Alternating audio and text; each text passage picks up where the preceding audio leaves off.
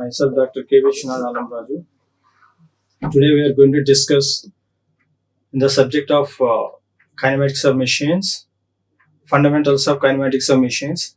We are going to study today what is introduction. In this class, we are going to study what is mechanism. It relates to module 1. In this kinematics of machines course, there are 5 modules are there. First module is mechanisms and machines. Second module, under second module, velocity diagrams by using relative velocity method and instantaneous center method.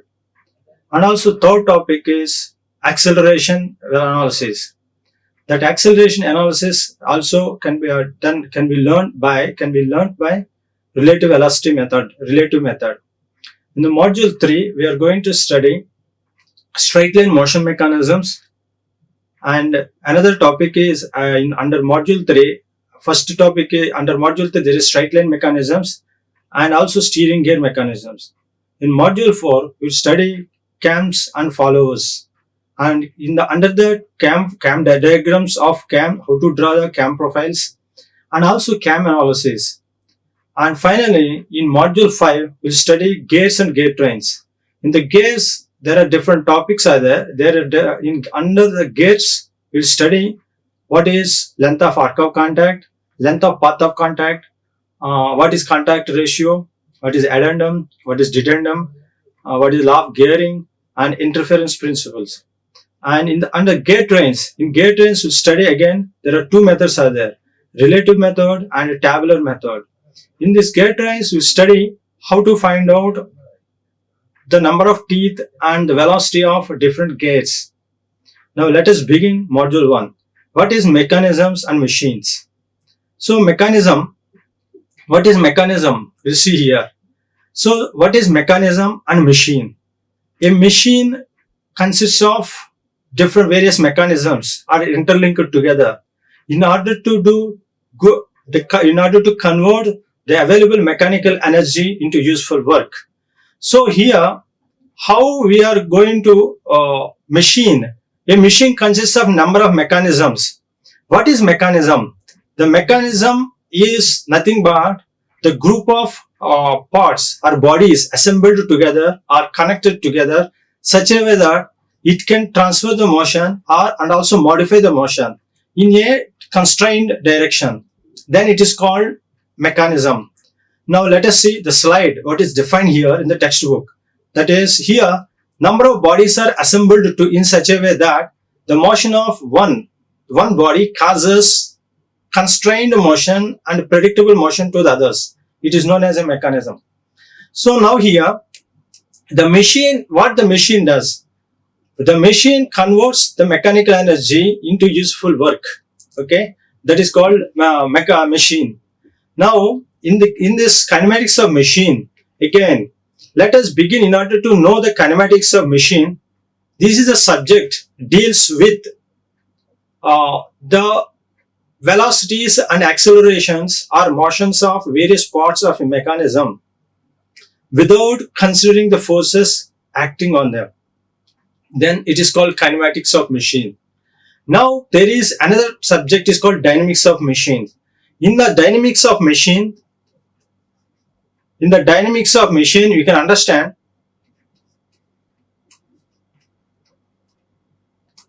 in the dynamics of machine, what we are going to do in the dynamics of machine. Whereas in the case of dynamics of machines, we will consider the motions of a body and also forces causing. Then it is called dynamics of machines. The combination of kinematics of machine and dynamics of machine is known as theory of machines. Theory of machines. Okay. Again, dynamics into 2 parts. According to theory of machines, the dynamics is divided into 2 parts. Number 1, kinetics and statics. In this kinetics, we'll consider the forces causing the motion, and statics also forces when the bodies are under static condition. That's why dynamics of machines are a combination of kinetics and statics. Now here, we studied already in engineering mechanics the statics and kinematics, statics and dynamics. But in the again, dynamics is kinetics and kinematics. But it is not. Whereas in the case of theory of machines, we will study kinematics of machines. The kinematics of machine deals with the motions of the parts of a body, whereas kinetics deals with the motions of the parts of the body along with the forces causing them. And statics, when the bodies are under static condition, what are the forces are acting on them? This is the study, introduction of what is kinematics of machine, what is dynamics of machine, again what is kinetics, and what is statics. Now, as we have studied just now in 2 minutes before, what is mechanism and what is machine. Now let us begin. As again, the study of the mechanism involves, there are two components. The components are analysis and synthesis. There are two parts are there in this kinematics, in the study of the mechanisms. Without these two, the completion of study of mechanism doesn't take place, doesn't happen. So what is the analysis? The analysis is the study of the motions and forces concerning different parts of an existing mechanism. That is analysis. Analysis means motions and forces we'll study in a concerning different parts of an existing mechanism. What is synthesis? Whereas synthesis means involves the design of different parts.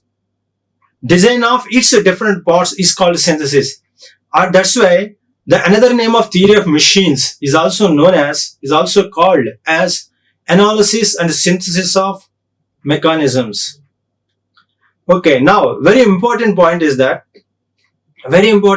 that here the study of this analysis and synthesis parts doesn't affect the geometry, effectually doesn't affect the strength and the geometry of the parts. There are two things. This study doesn't depend on the strength and actual shape of the parts. Very important.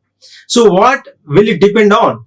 The input parameter here it is motion. The motion can become a displacement or velocity, or acceleration. We don't study the strength of parts or shape of the parts. That's why in kinematics of machines, whatever parts may be, the language in kinematics of machines is links. What are the types of links? Whatever geometry may be, okay, that one will consider as a link. And in engineering mechanics, when we are going to study the forces or reaction forces, especially in the part of statics, free body diagram, we draw free body diagram. But here, what diagram we draw here, that is called kinematic diagram. Now, in this, we'll study more in depth in detail, introduction of kinematics of machines. We consider here reciprocating engine. Here, this is a reciprocating engine. What happened? There are different parts are there. Crank, connecting rod, piston and cylinder. This is the piston part. This is the piston. Piston and cylinder. The crank, what does crank? The crank rotates and it is connected to connecting rod to piston. Then what happens? The piston reciprocates. This is the mechanism. It can be used for converting rotary motion to reciprocatory motion or linear motion. Now, if we consider, here it is in this diagram, if we consider crank is the input rotation link, and whereas cylinder, the piston inside the cylinder is the output. Then what happens? The input is rotating motion and the output is reciprocatory motion. In another case, in the case of steam engine, if we give it this position, what is the piston motion is the input motion, that is called input we are giving through the steam. Then what happens? The reciprocatory motion can be converted into rotary motion. Thus, the mechanism can be useful for both the sides. So that's why very important to study kinematics of machines. Why it is so important? Because without mechanisms, there is no machine existed. It may be in the form of converting rotary motion to reciprocatory motion, or converting rotary motion to oscillatory motions, converting oscillatory motion to reciprocatory motion, or rotary motions. Thus, various motions can be obtained. Every mechanism, every machine having the combination of these mechanisms. That's why in mechanical engineering, the study of motions, the kinematics of machine, the course that is kinematics of machines plays very important role. And one more important application of this subject, that is kinematics of machine, is especially applied, that is robotics. In the case of robotics or mechatronics,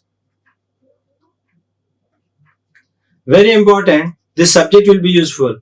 So if you want to oscillate, if you want to study the analysis and synthesis of robot, we should know the basics, the fundamentals of this kinematics of machines are highly required in order to do synthesis of your robot, of the links of your robot.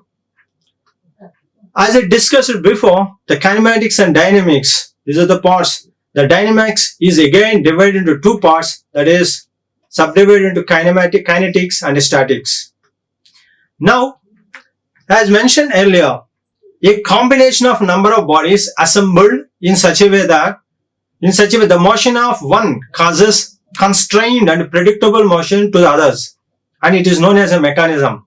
Now, the function of a mechanism, there are two things are there here. It transmits and also it modifies a motion. The function of a mechanism is transmit and modify a motion. What type of motion it is? It can be a oscillatory motion, or it can be a rotary motion, or it can be a reciprocatory motion, or combination of these two. As we have seen before, in the case of crank, the crank is pure rotary motion, and the piston inside the cylinder is a pure reciprocatory motion, whereas the link, that is connecting rod, is the combination of rotary and reciprocatory motion. What is this here? How it is? Here, one end is connected to rotary motion, another end is connected to reciprocatory link.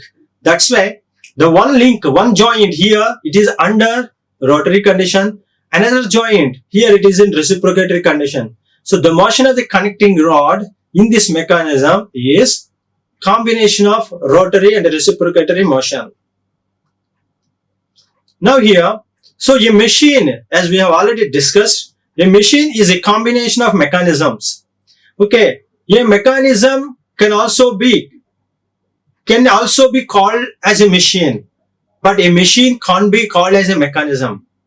Okay, because a machine is a single one mechanism, it can be a number of mechanisms. So a machine can't be called as a mechanism, but a mechanism can be called a machine. Okay.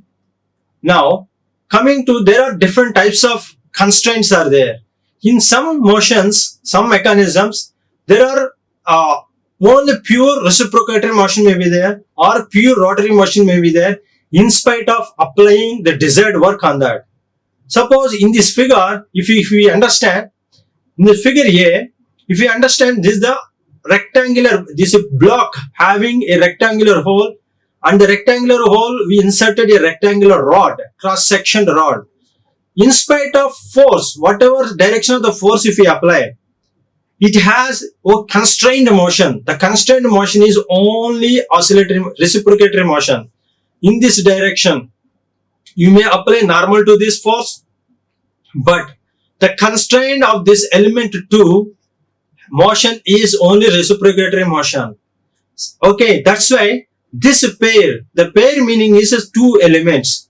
Link 1 or element or link or bar, all are equal meanings or terminologies are used in kinematics of machines.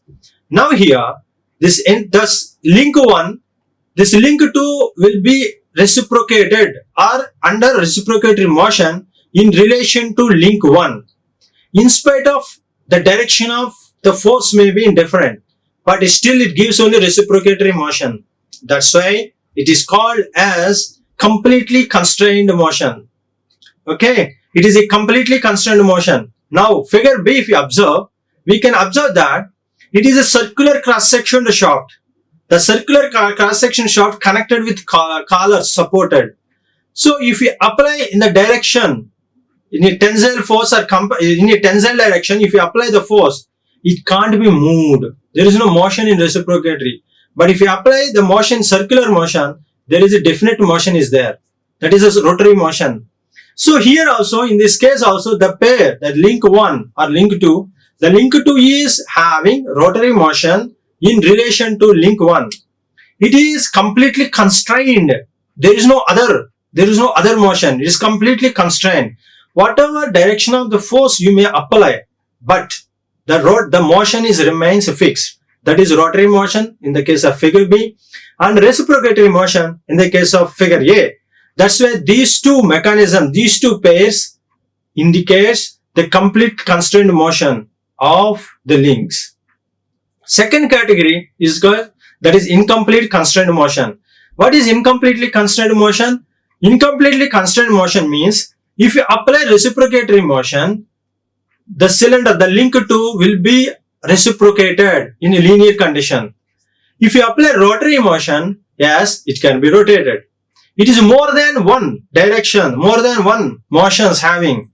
That's why it is incompletely constrained motion. It is not complete. So there are two motions are there. That's why it is called incomplete constrained motion. Now coming to successfully constrained motion, that is the third type of constrained motion.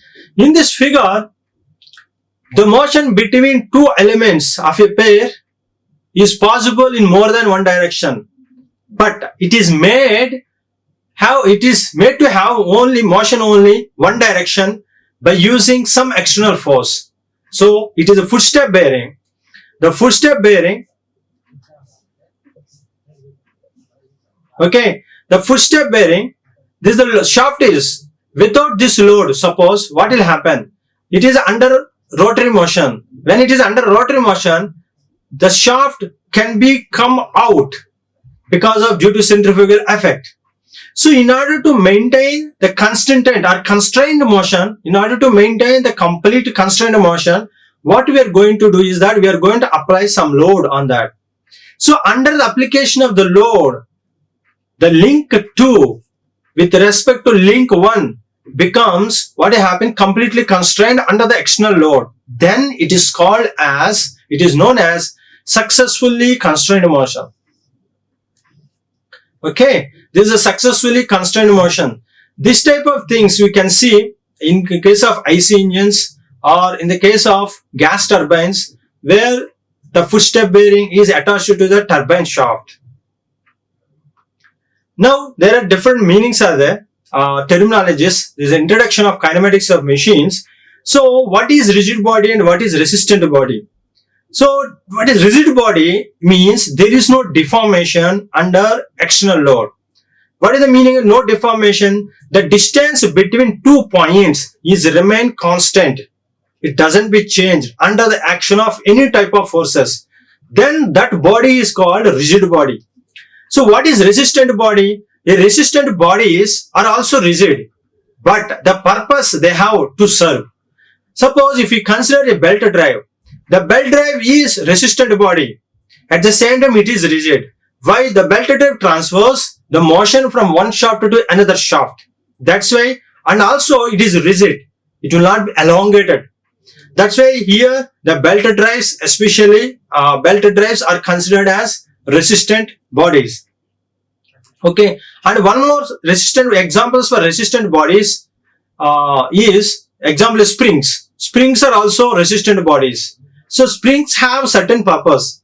At the same time, it will not be elongated permanently. So that's why springs are resistant bodies. In the case of studying strength of materials or mechanics of solids, we assume that whatever body we are studying is that those bodies are rigid bodies. Okay, in the case of kinematics of machines, we study resistant bodies. Now, coming to link. If you see in this figure, there are 4 links are there.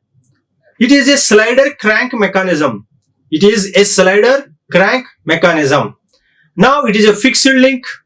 The fixed link 1 and a crank is considered as a link 2, and connecting rod is link 3 and a slider is link 4. What it is happening here, there is also, this is a cylinder head also considered as link 1. Why we have considered cylinder head also link 1 because cylinder head also be fixed. That's why all fixed links are considered as, all fixed parts are considered as fixed links. That's why here link 1 and also link 1. Cylinder head also considered as link 1. Now how many links are here? There are 4 links are there. That's why it is known as 4 link mechanism.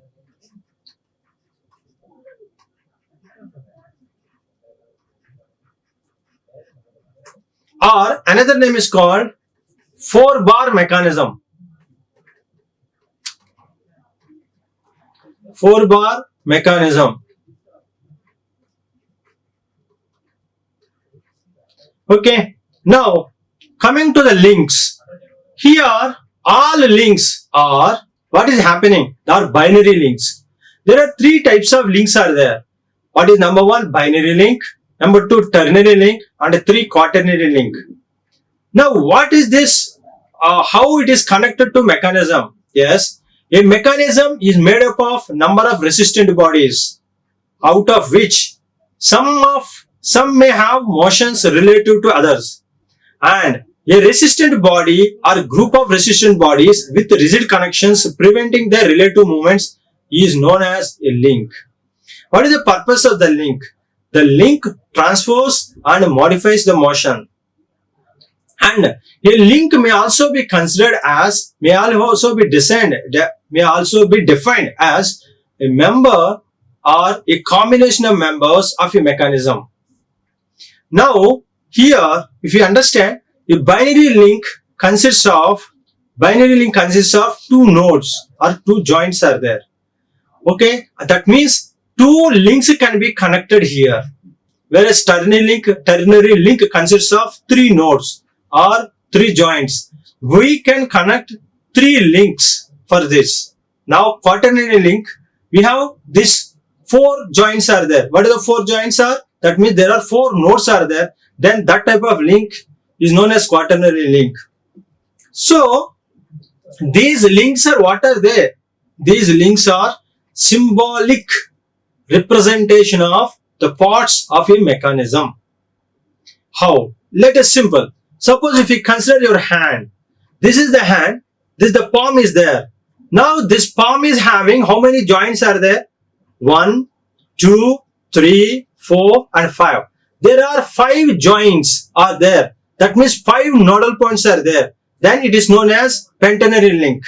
But in kinematics of machines, we will study all mechanisms. Maximum limit is quaternary link. Now coming to here, suppose if somebody is having, due to some sickness or due to health problem or some issues, right from childhood, they take birth with 6 fingers. But understand that 6th finger will be attached to one of the finger. It is not separately connected to as a joint. Now one more thing, if the hand is having, if the palm is having only 3 fingers are there, then this palm is considered as a ternary link. If it is only 1 or 2 joints are there or 2 fingers are there, then it is called as binary link. Only 4 fingers are there, 5th finger was missed, then it is called what? Quaternary link. Now please understand here, God has made exactly what is suitable for us. If more than 1 link is there extra, it is not useful. If one finger is missing in our palm, then we cannot carry more loads. We need exactly 5 fingers are exactly required to carry any type of load. All fingers are required completely in order to carry the loads. Now, each finger having certain different motion is there, different constraint motion. If you consider this finger can oscillate, can rotate up to a certain angle. It cannot rotate by individual himself. It cannot twist. If you twist it also, no, it can't be rotated. So it is having certain constraint motion. That constraint motion is called completely constrained motion. Okay, it is completely constrained motion. So in our bodies, in nature means especially some bodies, all parts in our body completely are under constrained motion. It is not successfully constrained motion or it is not incomplete constrained motion. But we are trying to do artificially to change our body in different directions. The combination of these two, it is impossible. So it is constrained direction God has made, God has designed. That's why he is the best analyst and synthesist person. Okay, that's why he is the best person in order to prepare. But the artificially we are making the motions of our body in the form of machine. That machine is known as robot. Let us begin. Some of definitions. Now, let us begin. What is the classification of these kinematic pairs? As I told you, pair means two. Okay, it is the two links. When two links are moving or oscillating each other in a different directions, that motion based on the sliding, then it is called a sliding pair. It is rotating each other, then it is called a rotary pair or spherical pair, like that. Now, this kinematic pairs are divided into, especially classified into based on the relative motions or based on the contact between the two links or pair, or based on the nature of mechanical constraint. There are three types. Okay, there are three types are there. So let us begin nature of the contact. Based on the nature of contact, there are two categories are there again. What are the subcategories are? Higher pairs and lower pairs. Or lower pairs or higher pairs. What is the contact here? The contact between two elements is a surface contact or face-to-face contact or area contact or volume contact. Then it is known as lower pair. If the contact between two links is a point contact or line contact, it is known as higher pair. What are they? If you consider a ball is there, a ball in touch with a surface, then it is a point contact. It is a spherical ball. If it is a roller ball or cylindrical ball is there, cylindrical ball is there. If it is in touch, cylindrical ball is in touch with the surface, then what happens? It is a line contact again. Then that type of pairs are known as higher pairs. Let us see. Now here, based on the kinematic pairs, as I told you, based on nature of contact, lower pairs. And what are the examples are? The lower pairs are nut turning on a screw, shaft rotating in a bearing, all pairs of slider crank mechanism, universal joint. All comes under lower pairs. What are the higher pairs are? The contact between the pair is point contact or line contact between the links. It is known as a higher pair. But what is that higher pair is about? The wheel rolling on a surface, cam and follower, toothed gears, ball and roller bearings, etc. All are known as the higher pairs. Now, based on the nature of constraint, mechanical constraint, there are two types are there. One is open pair, another one is closed pair. Here the constraint in this case, figure B is the open pair, is the open. But whereas here the cam is under the follower, under the closed constraint, then it is called a closed pair. Okay, these are the two types of pairs, comes under category of according to the nature of mechanical constraint. Very, very important question in exams, end exams and also mid exams. Now, based on nature of relative motion. Based on the nature of relative motion, again, there are various types are there. There are 5 types of pairs are there, kinematic pairs. Number 1, sliding pair. The sliding pair is completely only sliding motion. Then it is called a sliding pair. And it is B, turning a pair. The ball, what is happening here? Spherical pair. And it is the screw pair. Okay, it is helical pair and all. So all these 5 categories divided or classified based on the relative motion between the elements or between the pairs. Pair means 2 links. There are 2 links motion. Now, coming to correlate with types of constrained motion. In this figure A, it is a completely constrained motion. Figure B comes under completely constrained motion. And screw pair, completely constrained motion. And whereas E, it is incompletely constrained motion. There are different directions. It can be rotated like that, and it can be rotated self-rotation also. So like that, these are all comes under the categories of, again, 3 types. What are they? All are comes under successfully constrained motion, completely constrained motion, or incompletely constrained motions. So next, types of joints, very important here. As we have studied types of links, binary link, ternary link, quaternary link. Similarly, here also there is binary joints and ternary joint and also quaternary joint. In this binary joint, what will happen? Each link is connected to only one link. Either at the end, for one joint, there will be one link. Then it is called a binary joint. Okay. In this figure, if you understand better, in this figure, if you explain it.